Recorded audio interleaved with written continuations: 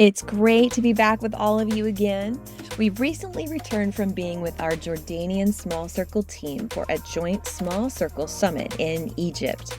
For those of you who are new to Small Circle, we have several global offices, including our main hub in the Middle East in Jordan.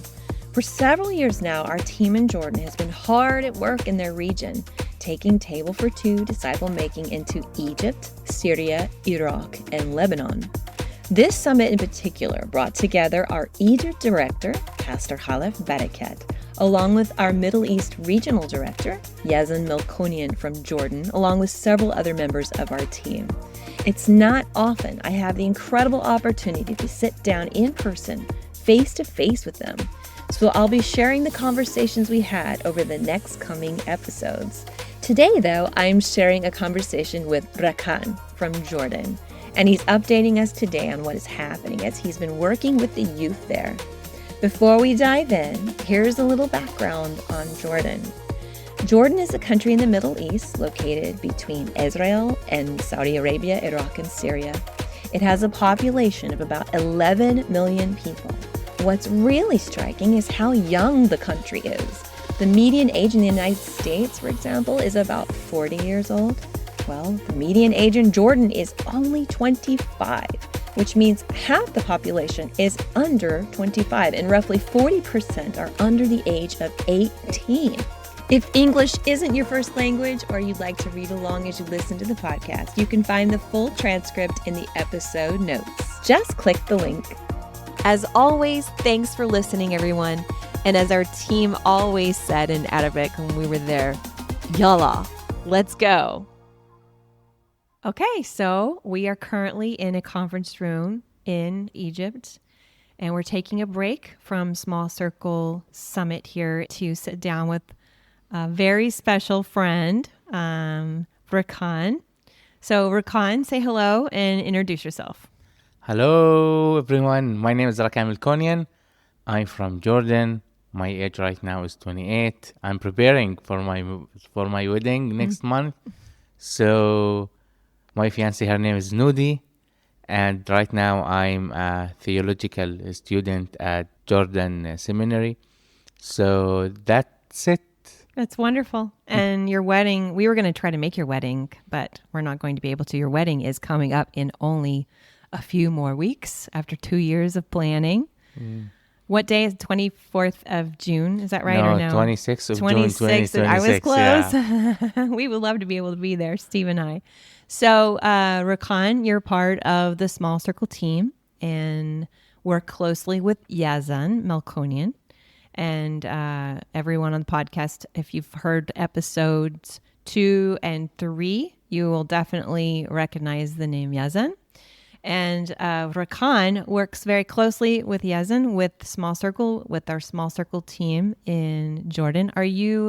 Do you live in Amman or are you from Zarqa? No, right now I'm living in Zarqa. Okay. And are you working with the Zarqa Baptist Church? Yeah, I'm working with Zarqa Baptist Church, especially with youth, with teenagers. The youth, and we're going to talk about that in Jordan and young people. But first of all, how long have you been working with Small Circle, and what's your do you have a position, or are you just volunteer? What are you doing with Small Circle right now? So I'm a full-time employee with Small Circle in Jordan, and I'm focused with youth, with teens, and what I'm doing with them, just try to help them, try to hear them, try to contain them, because this is a very sensitive age. Mm-hmm. And everyone neglect them. If I go to the schools, we will see the bully there. If I go to any group of people, we will see some people of them.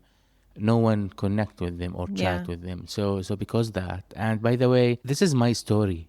You were young when you came? Yeah. When I was young, many people bullying me. And I don't know why, but this is their age. But by God's grace, right now, I'm serving these people through Small Circle. That's amazing. So I'm trying to go back to when we first met, Rakan, and I remember we met Yazan back in, I think it was like 2018, in and Beirut. we got connected with him for the first time. And that led to him becoming a real champion and leader for Small Circle in Jordan, where you are, and the team, Nuri, Natalie, and others. So I remember then we went back for a summit in Ajloun, Jordan. You were in Dubai because you were doing a 9-month. How long were you there? Yeah, I've been there for 9 months. Study. It's a training called Pastoral Internship at ECCD Church in Dubai. So this was a ministry training that you were doing. So we'd never met you because at that time you were in Dubai. We knew of you. We've corresponded with you. So this is the first time you've actually got to even meet Steve. And yet, how long have you been working with Small Circle? So I'm working with SmallCircle since November 2020.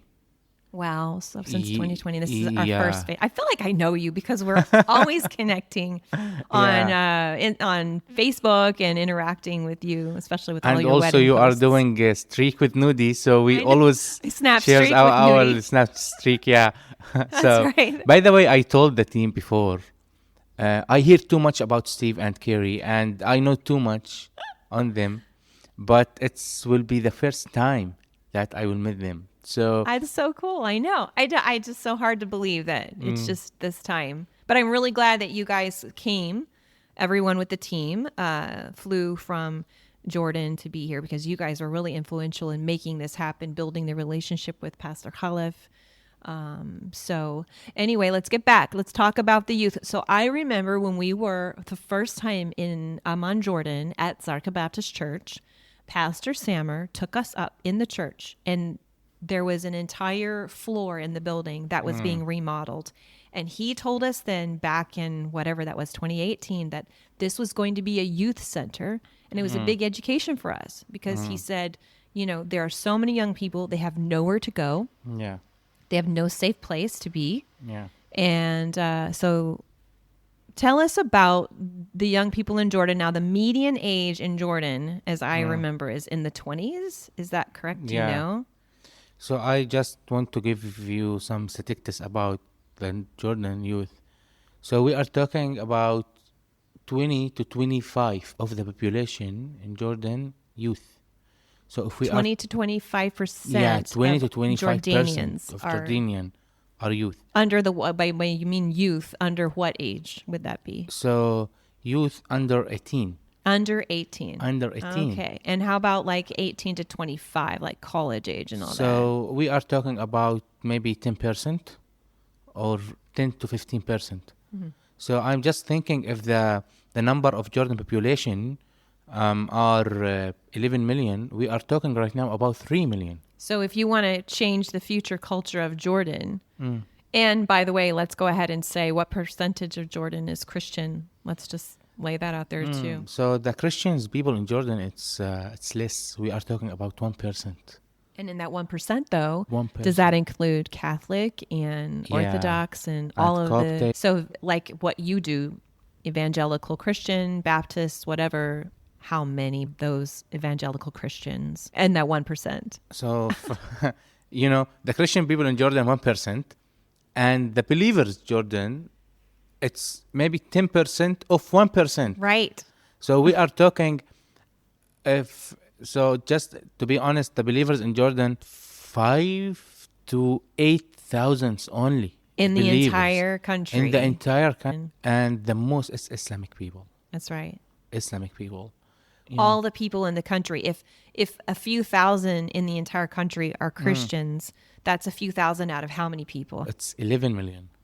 11 million. 11 million. So in 11 million, The less than 5,000. Christians, it's around 100,000 to 150,000. That's it. that's it.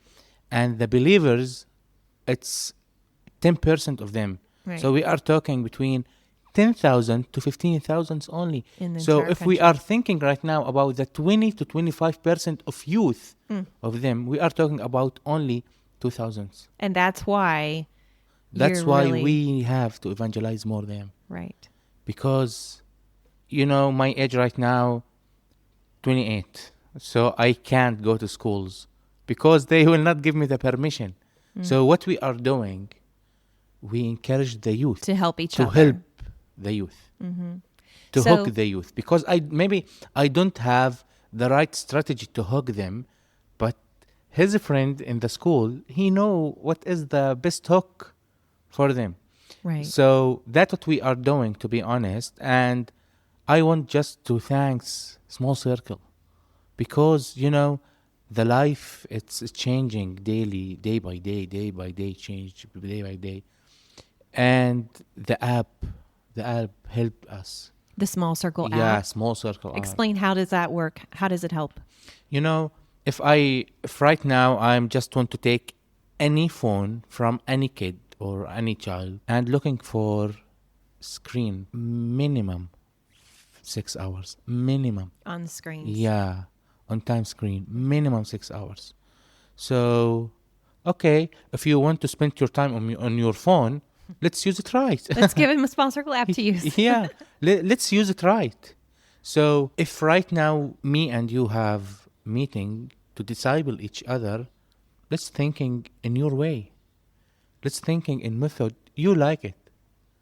The technology I'm Yeah, already, technology. as a young people, You like I love. it. How about persecution? Educate people in states. We're unfamiliar with Jordan, and we're unfamiliar with, we know about religious persecution, but what does that look like in Jordan, really, when a young person decides to give their life to Jesus and follow Jesus? What would they expect to experience? It's a hard question to answer, but my answer will be it's hidden persecution.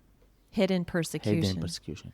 Educate me. Pretend I'm a kindergartner. How do you explain that to me in easy language, right? Yeah. How do you explain that? What is hidden persecution? Hidden persecution, I mean that I will not proclaim out loud that I will persecute, but I will do something in the hidden just to persecute you. Like one of my disciples, he was in school. So I must encourage him, just go and share about Christ in your school. That's the great commission from Jesus to us. Go to your school. To be honest, the school, because financially he's weak and his family weak as well. So the school put some pressure on him. Don't go to the Baptist church. And if we just hear that you've been there, we will not pay on you. It does not have a lot of means. Then that security of being able to have an opportunity to go to school might go away based on just the fact that they don't want him to continue to go to church. Yeah, another story. The Jordanian government, they love the Christian people. And on every Eid, like Christmas or Resurrection Day, they post they post that Merry Christmas to Christian people, we are happy with you, and all these things. This is what the government proclaim and reveal. But if we dig deeper and start to read the comments, we will find something different. We will find a lot of comments abusing the Christianity, abusing the Christ, abusing the people. And to be honest, their age is teens. Mm-hmm. The people that abusing the Christianity, most of them teens. Their peers. Their peers are doing the abusing. Yeah. And do you know why? Because they don't know anything about the Christ. Probably just what they see on social media or news or something that's and negative. even how their parents grow up them, raise up them. Yeah. So if let's say an 18-year-old comes to church and decides to follow Jesus and they go back home, would they? I know their peers would have put pressure. What about their parents? Their parents? Are they a little bit more soft, or is it still? It's demanding. Would they kick them parents. out, or it's demanding? Well, because then they have to hide it probably as a family. In Jordan, we have culture. We have culture, and we have Arabic word. It's called usul. That's mean roots. Oh. Okay, or the authentic of things. Right.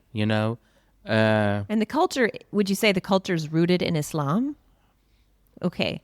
So even if the people Christian, still the Islamic thoughts, it's common. because more. their history is linked to Islam. So holidays are linked to Islam. Yes. Traditions are linked to Islam. To be Jordanian links you back to being Islam, right? So you're now stepping out of your culture, and that's a lot to process and try to sort through as a teenager or an 18, 20-year-old. So, okay, so talk to us about how the discipleship has impacted the young people there and what you've seen as a result. I want to share something about this topic, that the discipleship, it's a relation, not a program. And why I say that, because teens especially, they are looking for programs. They are looking for activities. They are looking for anything to entertain them, entertainment. But what makes small circle or this method, it's more special, that it's not a program. It's a relationship. It's a personal relationship. And that what make this guy feel something special. Relationship. To feel loved. To feel loved. Accepted. To feel accepted, and to feel joy and hear known. To feel known. To feel all these things. And I want to add something. If I want to oversee their lives, everything in their lives is a program. They go to school, program. They watch TV. They watch program. They on Instagram. They use a program. They use anything. It's program in their lives, but nothing touch them personally. So the effective of small circle, it's not a program. It's a personal relationship. Mm-hmm. And how do you run Small Circle how do you run that tool and that process with the young people there in Jordan? So my story there, the first of all, I inviting them just to sit with them one-on-one. And I close the door and I just sharing with them, tell me more about yourself. And I'm doing exercise with them. And my exercise be, I will share some sense and tell me where you will share or where you will confess your sin. So you're trying to get them to open up and be vulnerable as you are trying to be vulnerable and model that. We try to confess them that there are some situations in our lives no one can through it expect one-on-one. So let's imagine if I lost my job, where I have to share it. Yeah. He told me maybe in front of the congregation, maybe in front Bible study group. Okay, let's take another example. If I fall in my exam, where I have to share it. Yeah. What do you think? He will maybe in front of the congregation, maybe in front of the Bible study group. But okay. Usually not. Let's go deep, Habibi. Yalla, let's go deep. What do you think if you catch your brother taking drugs? Where you will share it? Right. He start, no one. No, it's not, it's mandatory. It's not optional. Choose one of them. Okay. One-on-one or one-to-many or in front of the congregation. Use one. He told me, Rakan, I guess one-on-one. And it will be hard as well. Okay, let's take another example. If your parents will divorce and you have a huge struggle and trials in your family, where you will share it? And Jordans are shaming culture. It's right? That's right. It's shaming culture. So okay, where you will share it? Rakan, I will share it on one-on-one. Okay, if you have addicted on pornography, where you will share it? Rakan, of course, one-on-one. Okay, see? You need it. You need it. I need it. So you really kind of hook them with the relationship first. And I hook them not with the relationship, with their needs. Their needs. Then no one can give you the solution. Expect the relationship, the deep relationship. And also that's what Jesus did. Right. If we look for John chapter 4, Samaritan woman, okay, married 5.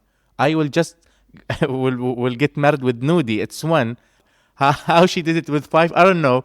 But Jesus But what Jesus did, he tried to open a comfortable place for this woman to confess her sin. Right. So So how does it working right now? Like how many over the years you've paired people up and they're going through discipleship one-on-one, and have you had any moving through to second generation multiplication yet at this point? So I discipled 13 guys, Oh wow. and I'm sitting with them. It's frequently, it's weekly, it's once a week. So to be honest, I don't have second generations because all of them, it's still teens under 18. Yeah, you guys were explaining some of this for us to understand. There's a much longer process you're having to take with them, sometimes 4 years to walk through. So you're still working towards any of them in the book 3. We're approaching book 3. That's right. Any of them like finishing book 2 and looking, kind of even talking about maybe taking someone through. Yeah. So from 13 guys, it's 5 of them finish book 2. That's amazing. And right now we are waiting for book 3. That's right. So to be honest, yesterday we as the staff had a good meeting with Steve. Yeah. And he told us, no, it's not necessary the time, the Right. age. So it's not necessary. It's not the about age. the age and So the time. that's put inside me the passionate to, yalla Rakan, go. Yeah. Yalla Rakan, let them disciple others. Mm-hmm. Let them disciple their friends in schools. You know? So Can you share a story of someone in particular that you've been walking with? Yeah. So the story for a student, his name is Nidal, and Nidal, he's come to the church, and we have summer school. It's called Tyrannus, according to Acts 19:9. Tyrannus School. Nice. And the goal of this school, just to evangelize people. We encourage teens to bring another teens to the meeting, and we give them a message about what Jesus Christ did on the cross to redeem ourselves. So Nidal came, and Nidal, he's accepted Christ there, and the project of Small Circle started in Jordan in the beginning of 2021. So I called Nidal, let's sit together and speak. And he told me, Rakan, I need it. I need it because I have many struggles in my family, and I need someone just to hear me. Don't teach me anything, just hear me. So, okay, Nidal, yalla. So we started and we finished next exchange 1, 2, and right now Nidal, he's standing and serve God next to me, and my shoulder on his shoulder, and both of us serving teenagers. And maybe the 1st of April, he start to teach people to lead Bible study group. Wow.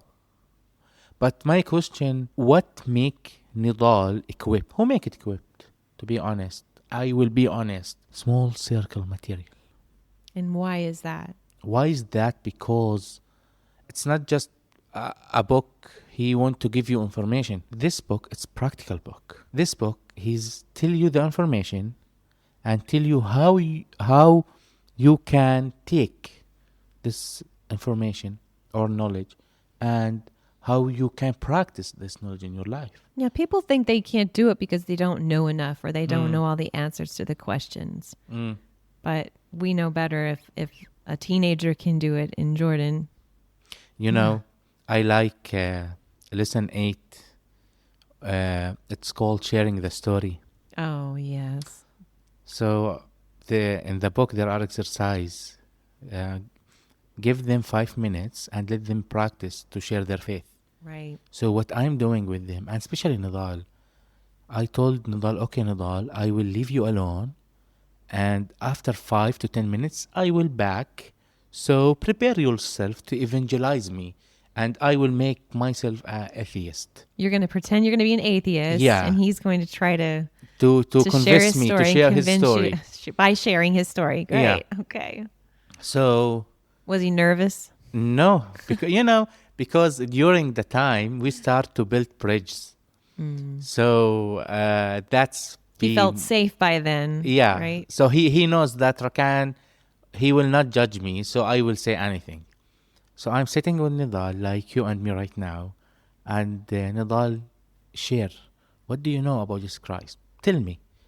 He start to share that we are sinners, we are die, we have to believe in Jesus Christ, or no, Jesus Christ, he did incarnation for us, and we have to believe in him.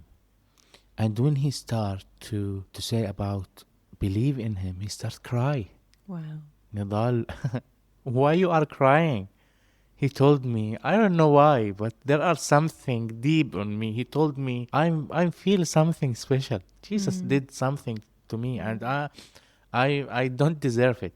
So I'm crying right now. Sorry, That's very moving. but Jesus, this is what Jesus But how long how long have you invested in Nadal? in Nidal for 5 years. Since 5 years. See, yeah. it's a long process of building blocks and building blocks on the relationship to get to that. Is it hard for Jordanian young people to let you in close, or are they more open?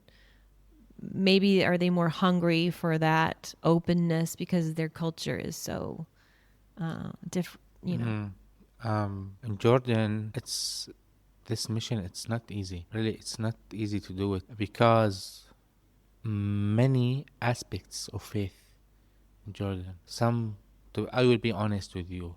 The Orthodox doing persecution on us, put pressure on us. The Latin, same. And even the Latin thinking about the Protestant, they are doing persecution on us. Right. So right now, Nidal, he's lead Bible study group, and right now, by God's grace, we will try to give him opportunity to preach Oh, for wow. teens. Yeah. How many do you feel in the 2 years you've been doing? How many young people have you gone through, had that relationship, the small circle to table for two relationship? So I'm just right now will be talking about Zargabas Church. Right now, I will talk about numbers. So in Zargabas Church, we have 3 main meetings: Sunday school and teenagers meeting, and also colleges meeting from university students. So right now, the 3rd meeting, colleges meeting, the numbers there, it's more than 80. 80. 80 Wow. to 100. And the question is, why this number increasing in this way? Do you know why? Because the previous meeting, teenagers, we discipling them. Yeah, you're not just coming together. Yeah, so we graduate every year 12 That's amazing. to 15. We got those reports from Yezen recently of all the baptisms that were happening. And that's also really encouraging, so they're coming, but they're making decisions, faith decisions, and really being very serious about giving their life. So did the Yazan told you the story of Mubarak? No, but tell our listeners so. Okay. So Mubarak, next book, the 4th lessons, it's talking about baptism. Baptism. In the next tool. Yeah. In the next tool, baptism. So he's from tough tribe, very tough tribe. It's this background Catholic. So Mubarak comes to the church, and he's took the discipleship, and the disciple maker shared with him the baptism. What Mubarak did, okay, this is the truth. I must obey God more than people. I must obey God more than And parents. how old is he? Was 13. And we have baptism twice a year or once a year. It's depend. So it was in October, I think 2022. So Mubarak, he's attend to get baptized. So he's come to the church, and by the way, Mubarak, he's told his parents, I go to the Zargabat's church to baptize. And of course, his parents refuse it. Refuse it many times and many times. Of course, you, man, what you are doing? So Mubarak, no, I must obey God more than anyone else. And I will say it again, I must obey God. So Mubarak comes to the church, and he's praying his towel with him, and he wants to get baptized. And before his turn, guess who came to the church? Parents? His parents. Oh, Just my to take goodness. him. Oh. To take him from church. You will not do it. Wow. So guess what happened? How do you handle a situation like that? Situation like that, we know a leader in the church, and he's biblical guy. So his name is Nabil. So I told him, Brother Nabil, can you go and speak with his parents? Because, it's not Mubarak, the only guy who get baptized. Could you baptize them in a group at a time? Is that what you're saying? Yeah. So till now, more than 16 get baptized just from teens after the lesson of baptism. Wow. 16. Just because of next, because Yes. of that lesson on baptism. Do you know, because next it's very, very, very neat book for teens. Because their age, it's only 13. Right. So he needs something, like easy and soft to him. So what happened with Mubarak? So Brother Nabil, he's go out and start speaking with his parents. Guess what? His parents come to the church and sit on the chair and extract the phones and open the camera and record video when Mubarak share his testimony about Jesus Christ. Oh my goodness. Imagine. Do you know why? Because Mubarak realized, I must obey God more than others. Wow. I must obey God more than obstacles, more than anything else. So praise the Lord for it. To be honest, the small circle method and the small circle tools did too much things. And even Isa will share too much about that, how God is doing in Syria. It really hit me when you're dealing with the culture. They're growing up from infancy in Islamic culture, traditions, education, and most of them don't have parents who are Christian. So that identity is rooted in being Jordanian and being Islamic. Yeah, right. I'm excited for Small Circle Tree after 10 years. When the guy that his age is 15 will be 25. Or 18 will be 28 like me right now. If I discipling 13 guys, maybe he will discipling 5, 6. And imagine if everyone from these 13 disciple just 2 people. So the tree after 10 years will be Rakan starting with 13, and maybe the number will be 30. It's going to compound. This is the multiplication. So... And you're already 2 years in, and we've seen so much that's happened in 2 years. Yeah. So if the next 10 look like the first 2, the next 10 will be Nidal. Will disciple it'll be people. Nadal. Mubarak will Or disciple Pastor people. Nadal Yeah. of the new Zarka Baptist Church. We have gap in our church. So we see Pastor Sam, his age is around 55. Pastor Sammer. Yeah. And the young of him, it's the oldest young of Pastor Sam. So it's my friend, his name is Yusuf, is 38. So between 38 to 55, we lost the 40 generation. Wow. And the answer is why? Yes. Why is that? Because we don't have the discipleship in one era. So because that, You didn't have it in that one era. yeah, so that's make from 38 or 39 to 55, no one in the church. There's no mentors. No mentors. There's no in the strong church. leaders in the church And even no men in the church to disciple. Yeah. to disciple. Wow. So you're going to change in a church. You're going to fill the gap with the next generation. We're gonna fill the gap. We're going to fill So we will put effort, and you will put prayer for us. Well, we know our prayers are with you. We know God is with you, and this story will be listened to, and everyone listening to it will also pray for the work that you guys are doing. Just incredible, Rakan, and we wish you all the best on your wedding. Thank you. Coming up with Nudie, and maybe we'll have another chance we get to come back to Jordan. We didn't get to visit Jordan this time, but maybe in the future we'll come back and we'll do another podcast with the Mr. and Mrs. Melkonian. But thank you for your time and for your story, and more than that, thank you for the investment that you're making in the future of Jordan.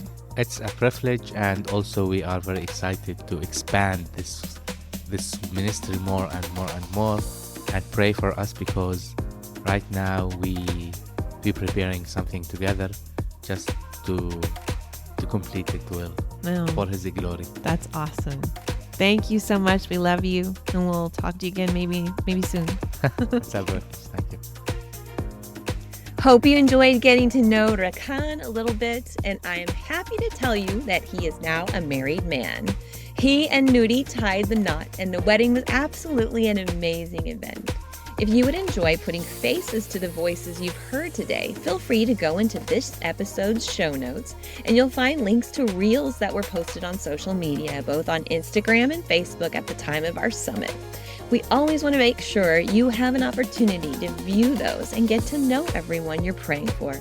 Coming up, you're not going to want to miss this. We have 2 more conversations to post in the upcoming episodes as soon as I can get them edited. There's one from Asa, also on the Small Circle team, who will be talking about what is happening with disciple making in Syria, as well as a sit-down discussion with Yazan, Pastor Khalef, Steve, and myself. Can't wait to share everything that you're a part of in Jordan and Egypt and around the Middle East. They thank us over and over and over again for the partnership for each one of you who pray for them, and those of you who partner financially with us to make it all possible. We also thank God for all that He's doing and all that He will continue to do. Have a great rest of the day, all of you, wherever you are in the world. We love you. We'll see you next time.